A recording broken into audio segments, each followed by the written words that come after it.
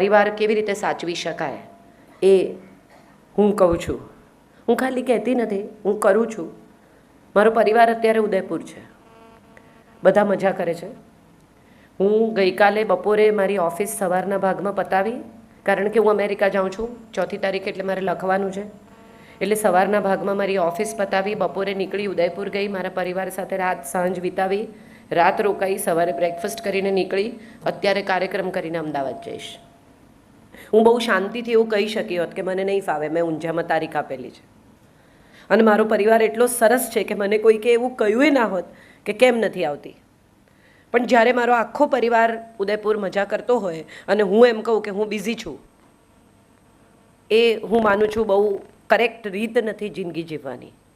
એટલે આપણે જ્યારે આપણી જિંદગી ગોઠવતા હોઈએ ત્યારે હંમેશા એક વાત બહુ જ મહત્ત્વની એ હોય છે કે આપણી જિંદગી ગોઠવતી વખતે આપણા નજીકના લોકો, આપણા પોતાના લોકો, આપણા પ્રિય લોકો, જે આપણા સારા ખરાબ સમયમાં આપણી સાથે રહ્યા છે, એને અવગણીને આગળ વધો, એને સફળતા ન કહેવાય, એને સ્વાર્થ કહેવાય.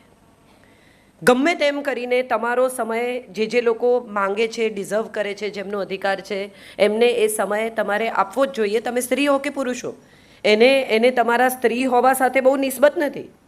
સ્ત્રી હોય એટલે એણે સમય આપવો જોઈએ, અને પુરુષ હોય તો બિઝી હોય એટલે ન આવે, એવી વાત મારે કરવી જ નથી. હું તો સાદી વાત એટલી કરું કે તમારા પરિવારને તમારા સમયની જરૂર હોય જ છે. અને તમે મુકેશ અંબાણી હો કે તમે સાદા લારી ખેંચતા માણસ હો કે સાદી એક કરિયાણાની દુકાન ચલાવતા હો, તમારા પરિવારને તમારે સમય આપવો જોઈએ, કારણ કે તમારો પરિવાર તમારી રાહ જુએ છે. ગઈકાલે મેં એ લોકોને એમ કહેલું કે હું નથી આવવાની, એટલે એ લોકોએ સ્વીકારી જ લીધેલું કે હું નહીં આવું. પણ મેં જ્યારે ના પાડી હતી ત્યારે પણ મને ખબર હતી કે હું સરપ્રાઈઝ આપવાની છું. અને એ લોકો બધા મજા કરતા હતા, ત્યારે જે રેસ્ટોરન્ટમાં હતા ત્યાં હું પહોંચી ગઈ અને એટલું બધું આનંદનું મજાનું વાતાવરણ થઈ ગયું. અરે તું ક્યાંથી આવી ગઈ, આમ તેમ. સો આઈ ઓલવેઝ ફીલ કે આપણે જે લોકો આપણને ચાહે છે, જે લોકો આપણા છે, એને માટે જે માણસ સમય નથી કાઢી શકતો એની સફળતા કોઈ કામની જ નથી. એકલો માણસ ક્યાં પહોંચી શકે, શું કરી શકે? તમને એક મજાની બહુ રસપ્રદ વાત કહું. કોઈ પણ વસ્તુ આપણે કાયમ માટે, હંમેશ માટે સાચવવી છે, પણ તમે વિચારી જુઓ કે કુદરત પણ કશું હંમેશ માટે નથી સાચવતી. એ પણ ફૂલ સવારે ખેરવી નાખે છે, નવા ઉગાડે છે. ને સૌથી મજાની વાત એ છે સાહેબ, જેણે પણ આ નોટિસ કર્યું હશે એને સમજાશે કે જે અસલી છે ને એ ખરી જાય છે, જે નકલી છે ને એ બહુ વરસ ચાલે છે. તમે પ્લાસ્ટિકના ફૂલ લાવીને મૂકી રાખો ને તો તમારે એને કંઈ પ્રોબ્લેમ ના થાય, નકલી બહુ ટકે. પણ જે અસલી છે એને તો સમય થતાં ખરી જ જવાનું છે, કારણ કે એની જગ્યાએ બીજા આવવાના છે. અને એ જગ્યા જે કરી શકે ને એનું જ નામ અસલી. તમારા પછીના લોકો માટે જે જગ્યા કરતું જાય એનું કામ સાચું છે. હું જે કરી રહી છું એ એટલા માટે નથી કરી રહી કે મારે પૈસા કમાવા છે, હું એટલા માટે નથી કરી રહી કે મને આમાંથી કશું મળી જાય છે. બહુ સરસ કહ્યું મૈત્રીએ કે લોકપ્રિય છે, આપણી જિંદગી સાથે જોડાયેલી વાત કરે છે. મારે તો એટલું જ કરવું છે કે કોઈક ઘરોમાં ક્યાંક કશેક એવી સ્ત્રીઓ કે જે લોકોને લાગે છે કે જિંદગી પૂરી થઈ ગઈ છે, હવે નિરાશા છે, હવે કંઈ નથી. હું કેટલી બધી બહેનોને મળું 40, 45, 50 વર્ષની, એમને એવું કહું કે વજન ઉતારો ને, તમને આટલા ઘૂંટણના પ્રોબ્લેમ છે, આવું થાય છે, કે હવે કોના માટે ઉતારવાનું? અરે કોના માટે શું, તમારા માટે ઉતારવાનું. ઘૂંટણ તમારા છે કે બીજાના છે? ની રિપ્લેસમેન્ટ થશે તો તમને થશે, બીજા માટે ક્યાં કરવાનું છે? કેટલા બધા લોકોને હું એવા ઓળખું છું કે જે લોકો એવું કહે કે હું સ્કૂલમાં હતી ત્યારે આમ કરતી, કોલેજમાં હતી ત્યારે આમ કરતી, ફલાણું, હું તો સારી પેઇન્ટર હતી, ને વક્તૃત્વમાં આમ હતી, ને ગરબામાં આગળ હતી. પછી શું થયું? તો કે પછી લગ્ન થઈ ગયા. એટલે લગ્ન કોઈ તમારા શોખ પર, તમારી કારકિર્દી પર, તમારી જિંદગી પર લગામ છે? કોઈ પરિવાર એવો નહીં હોય કે જેની પુત્રવધુ ખરેખર હોશિયાર હોય, ખરેખર સરસ કામ કરતી હોય, કોઈક રીતે આગળ આવતી હોય તો એ પરિવાર એને રોકે.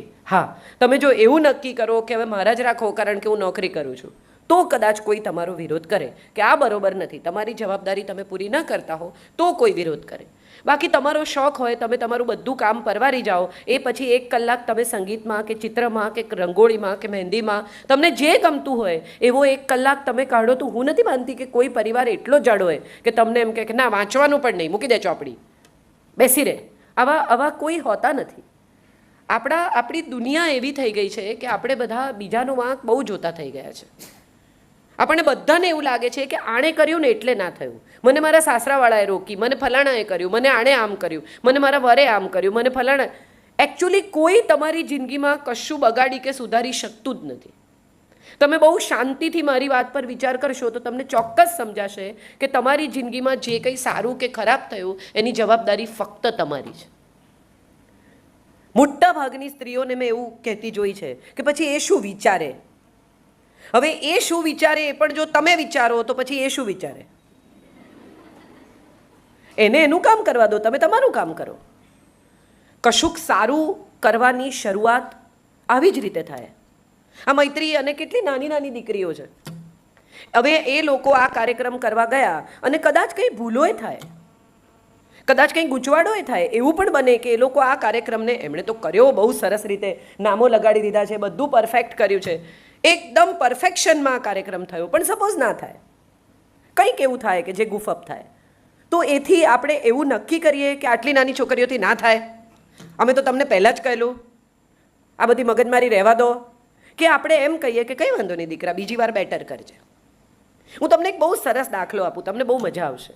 મારા એક મિત્ર છે, એના દીકરાની સ્કૂલમાં આનંદ મેળાનું આયોજન હતું. તો આનંદ મેળો હતો એટલે બધા છોકરાઓએ પોતાના સ્ટોલ લગાડવાના. એટલે એનો દીકરો આવ્યો ને એણે કહ્યું કે ભાઈ મારે સ્ટોલ કરવો છે. એટલે 13 વર્ષનો દીકરો ને એનો મિત્ર 14 વર્ષનો ને બીજો એક છોકરો 13 વર્ષના, 3 જણા સ્ટોલ લગાડવા. એટલે અમે બધા હસતા હતા કે તમે શું કરશો, તને આવડે જ શું, તું ઘરમાં તારી ચાદર વાળતો નથી, તું આટલો સવારથી સાંજ સુધી આનંદ મેળામાં શું કરીશ, ઊભો રહીને લોકોને આપવાનું, પૈસા લેવાના, કેટલું કામ હોય છે, તું ઘરમાં કંઈ નથી કરતો. એટલે કે ના મારે કરવું જ છે. કીધું કંઈ નહીં, ચલો sandwich is a good idea, તમે લોકો સેન્ડવિચનો સ્ટોલ કરો. એટલે બધું માથાકૂટ કરીને આમ તેમ. પછી એના ફાધર બહુ સરસ માણસ છે, એજ્યુકેશનમાં છે, એટલે એમણે એમ કહ્યું કે તને કોઈ મદદ નહીં કરે, તારે બધું જાતે કરવાનું. તો કે હા કરીશ. એટલે એને કહ્યું કે જા તું તપાસ કરી આવ કે બ્રેડ કેટલાની આવે. દાખલા તરીકે આનંદ મેળામાં 500 માણસ આવે અને એમાંથી અડધા તારી સેન્ડવિચ ખાય તો તારે કેટલી બ્રેડ જોઈએ? અહીંથી શરૂ થયું. બ્રેડ, ચટણી, કોથમીરનો ભાવ શું, ફલાણાનું આમ શું, સાઈડ કાપેલી બ્રેડના કેટલા, નહીં કાપેલી બ્રેડના કેટલા, તમે ઘરે લાવીને કાપો તો કેટલી મહેનત પડે. ધીરે ધીરે ધીરે ધીરે ધીરે ધીરે એણે આ બધું ગોઠવ્યું. આમ સામાન્ય રીતે એને ઉઠાડતા પગે પાણી ઉતરે. અમે બધા, તમારો પણ અનુભવ એ હશે કે છોકરાઓને સવારે ઉઠાડવા હોય તો તમને એમ થાય કે એ ભગવાન અને કેમ ના ઉઠાડીશું. પણ એ જ છોકરાઓને ખાલી એટલું કહેવાનું કે તારા પપ્પાએ તારો મોબાઈલ લીધો છે, ઠેકડો મારીને ઊભા થઈ જાય કે બેટા પપ્પાએ મોબાઈલ જુએ છે, હો તારો, પતી ગયું.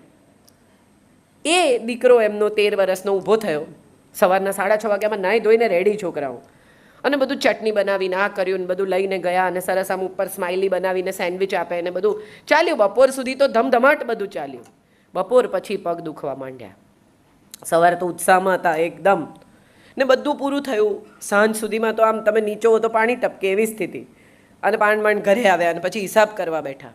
150 રૂપિયા ઓછા થયા.